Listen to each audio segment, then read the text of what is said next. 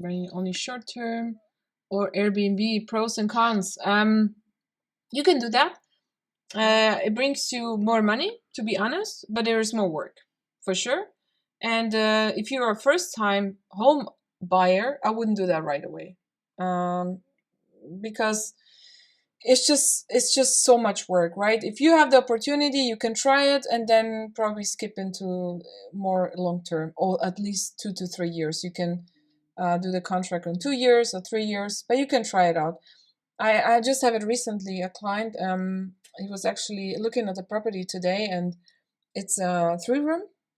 So we're gonna has one huge room and 2 smaller rooms, and we're gonna make like a wall, like pull a wall in, and that way it has another room. So that means the smallest room will be rented for Airbnb, right? And the other 2 rooms, they're gonna be long-term tenants.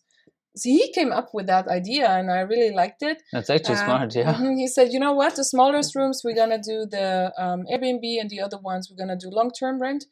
And he said, let's see how it goes. But if you're a first-time home buyer and want to do that, you can...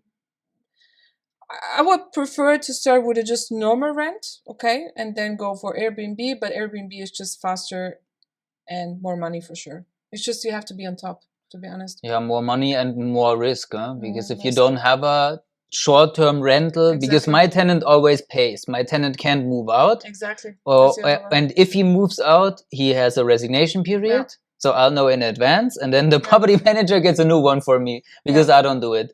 And if you don't have one in Airbnb, you probably still have a mortgage to pay. So higher chance, but higher risk at the same time. Yeah, it depends also again on the location. Yes. If you say downtown Munich, downtown Berlin, yeah, for sure. But to be on the safe side, try it first with a normal rent.